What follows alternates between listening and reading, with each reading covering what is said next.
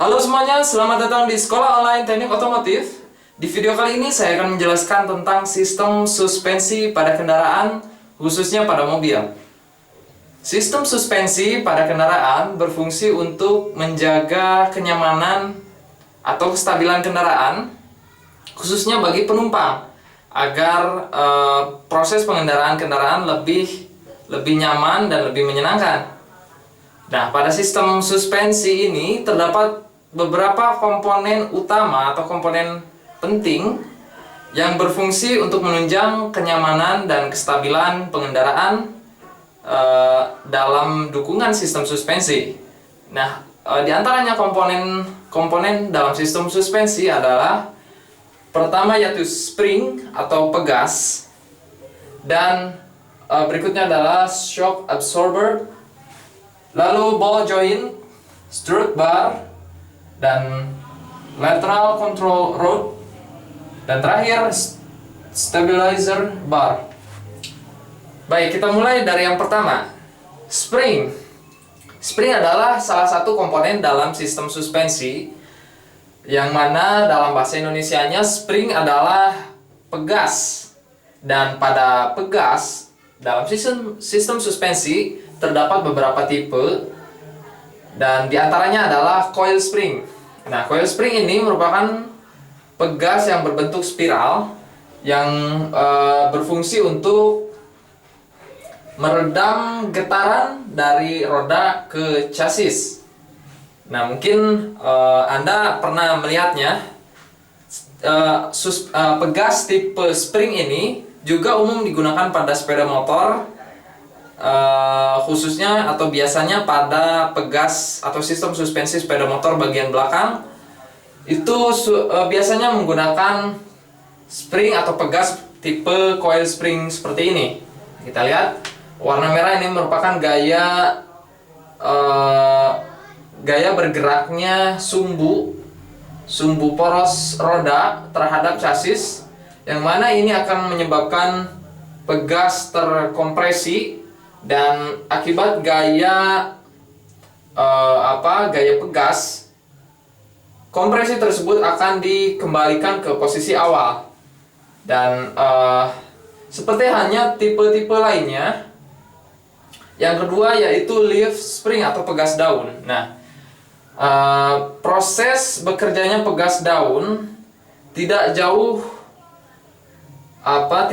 berbeda, yaitu untuk mengembalikan atau meredam getaran dari roda menuju chassis dengan adanya sebuah lempengan besi baja yang melentur ketika terdapat tekanan dari roda untuk bergerak ke atas. Nah, dari sini pegas daun berfungsi untuk meredam kejutan, sehingga getaran dari jalan tidak akan terlalu membuat bergetarkan chassis atau bodi dari kendaraan. Nah, ini biasanya kita dapat melihatnya di kendaraan-kendaraan kecil di roda bagian belakang, ataupun pada kendaraan off-road biasanya keempat roda menggunakan pegas daun seperti ini. Dan juga pada truk itu pada umumnya juga menggunakan tipe pegas daun seperti ini. Nah, dan yang terakhir, tipe yang sangat jarang mungkin ya, yaitu tipe torsion bar spring atau pegas batang torsi. Nah, cara kerjanya adalah pada saat ini kita lihat, ini pandangan dari atas kendaraan. Jika roda mengalami kenaikan posisi akibat tonjolan di jalan, maka poros ini akan menjadi sumbu putar roda terhadap batang torsi di sini. Nah, akibat perubahan posisi roda karena benjulan atau tonjolan di jalan, maka batang torsi di sini akan terpuntir, sehingga di sana terjadi peredaman oleh batang torsi, maka fungsi dari ketiga pegas ini hampir sama, tergantung dari kebutuhan yang digunakan. Biasanya pegas daun digunakan pada kendaraan-kendaraan yang mengalami atau memiliki beban yang lebih berat, itu biasanya menggunakan pegas daun karena memiliki keuntungan desain atau rancangan yang sederhana tetapi cukup kuat. Nah, sedangkan pada coil spring ini pegas yang umum digunakan pada kendaraan-kendaraan kecil karena memang lebih nyaman dalam peredaman getar dari permukaan jalan menuju ke chassis. Sedangkan pada torsion bar spring ini memiliki kelebihan desain yang lebih sederhana karena hanya berupa batang torsi, batang yang dapat dipuntir, dan juga rangkaian double wishbone yang mengikat roda kepada chassis. Nah, itulah 3 tipe pegas yang umum digunakan pada mobil saat ini. Baik, dan komponen berikutnya yang akan kita bahas yaitu shock absorber.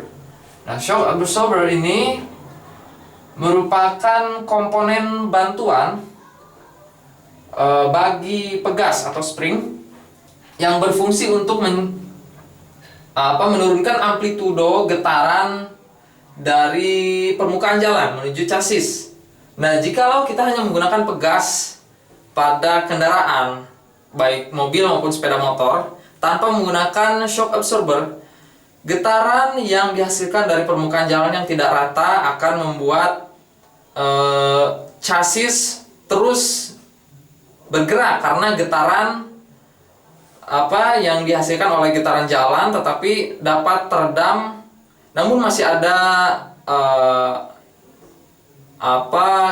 sedikit goyangan atau getaran ya.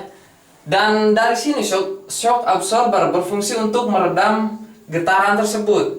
Atau jika kita buat diagramnya, shock absorber akan membuat amplitudo getaran akan lebih rendah. Kita lihat di sini, jika tanpa shock absorber, yang berwarna biru akan garis yang berwarna biru menunjukkan getaran yang relatif lebih besar daripada sebuah sistem suspensi yang menggunakan shock absorber. Kita lihat garis berwarna hijau merupakan hasil sistem yang telah menggunakan shock absorber, sehingga amplitudo getaran yang dirasakan pada chassis atau yang dirasakan oleh pengemudi dari kendaraan tersebut relatif lebih nyaman atau lebih stabil di sana. Dan penggunaan shock absorber biasanya bersamaan dengan suspensi ataupun bersebelahan, dan saya contohkan di sini sistem shock absorber, sistem suspensi dengan shock absorber yang bersebelahan dengan pegas atau spring yang terpasang kepada suspension link edge dan axle. Kita lihat shock absorber yang berwarna hijau di sini, dan kotak ini kita sebut saja body, dan yang berwarna biru adalah spring atau pegas. Nah, jadi spring dan shock absorber bekerja bersama-sama untuk menghasilkan peredaman getar dari jalan menuju ke chassis. Dan di sini juga telah saya gambarkan diagram kerja bagaimana shock absorber berfungsi. Nah, kita lihat pada saat ada benjolan dari permukaan jalan, maka suspension link edge dan axle akan bergerak ke atas, sedangkan poros ini yang terpasang pada bodi atau chassis akan tetap diam, tetapi tabung ini akan bergerak ke atas. Nah, dalam shock absorber terdapat fluida yang berfungsi untuk semacam tahanan gerak bagi getaran sistem suspensi, sehingga membuat amplitudo lebih landai. Nah, kita lihat di sini terdapat komponen di dalam shock absorber, yaitu orifice dan juga valve atau katup. Nah, pada saat ada benjolan dari permukaan jalan, maka valve atau katup akan terbuka sehingga mengakibatkan fluida di dalam shock absorber akan masuk ke bagian atau ruang bagian atas. Nah, karena lubang yang kecil, maka pergerakan terhambat sehingga di sini fungsi shock absorber bekerja sehingga mengakibatkan amplitudo dari getaran chassis akan lebih teredam oleh adanya shock absorber pada saat ada benjolan atau tonjolan dari permukaan jalan. Nah, pada saat tonjolan telah dilewati oleh roda, maka posisi dari tabung akan bergerak turun kembali. Nah, sedangkan pada saat bergerak turun, ruang di bagian bawah shock absorber akan kosong.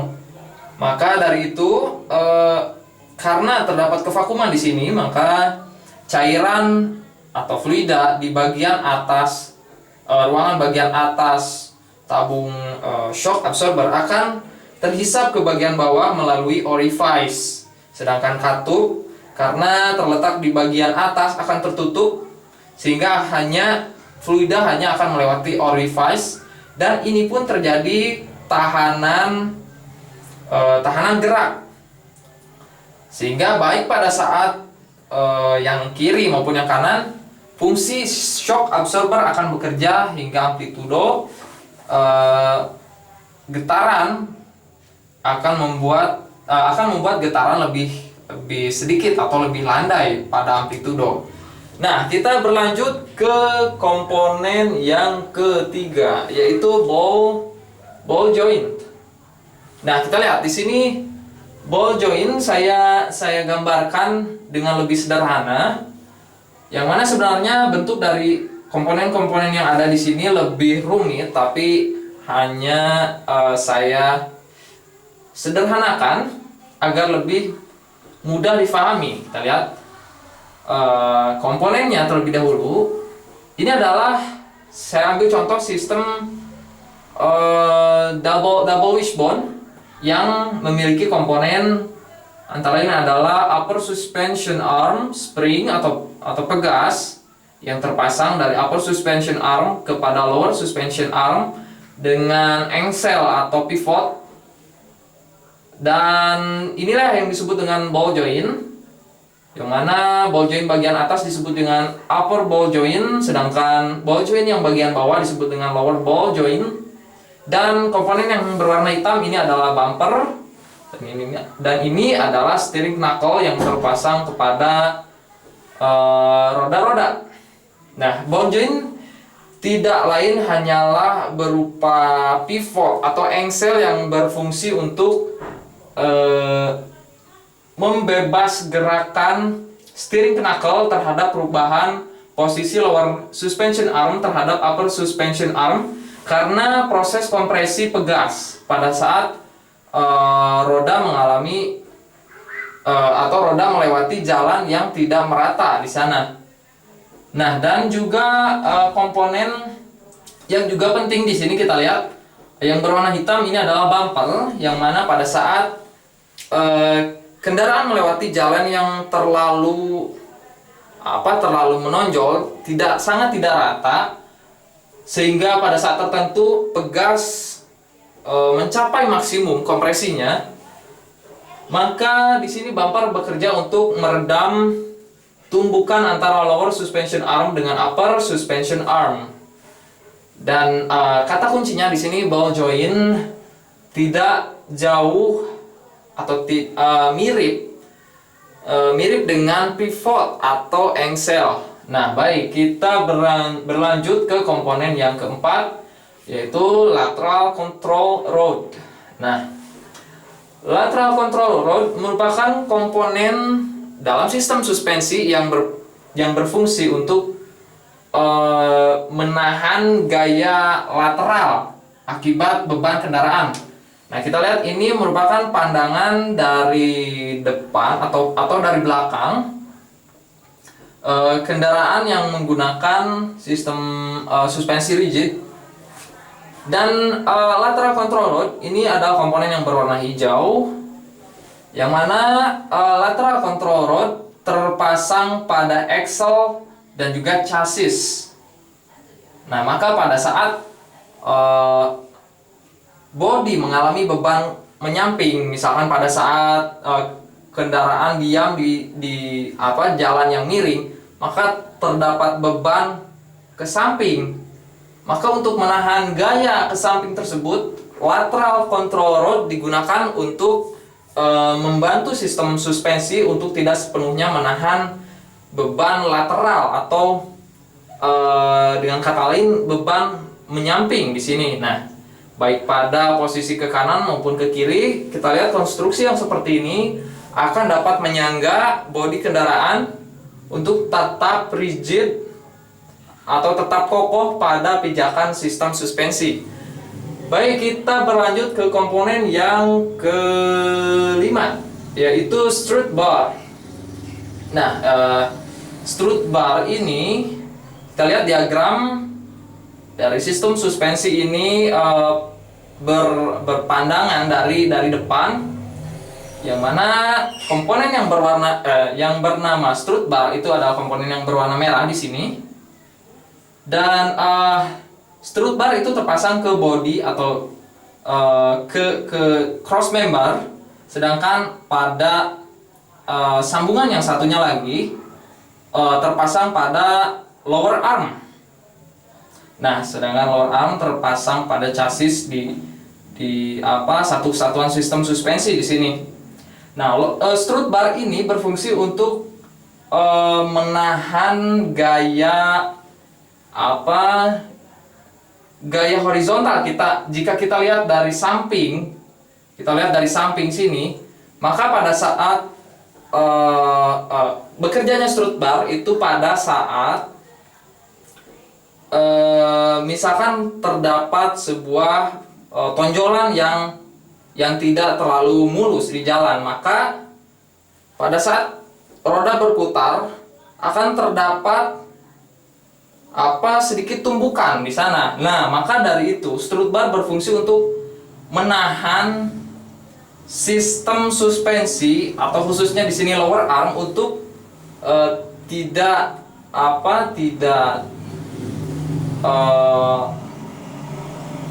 tertumbuk sepenuhnya atau menumpuk sepenuhnya di lower arm, tapi di sini strut bar berfungsi untuk menolong agar sistem suspensi tetap kokoh pada porosnya akibat gaya yang jika kita lihat dari sini adalah gaya yang horizontal. Dan itulah bagaimana kerja dari strut bar. Dan yang terakhir yaitu stabilizer bar. Nah, ini agak rumit. Sebenarnya ini adalah diagram yang kita lihat dari atas. Nah, yang disebut dengan stabilizer bar atau stabilizer bar di sini adalah komponen yang berwarna hitam. Nah, stabilizer bar itu terpasang ke chassis, tapi tidak rigid di sini, hanya terpasang loosely atau dapat berputar, tapi dudukannya itu terpasang ke chassis. Ya, itu. Sedangkan yang bagian yang sebelah sini itu stabilizer bar terpasang kepada lower control arm.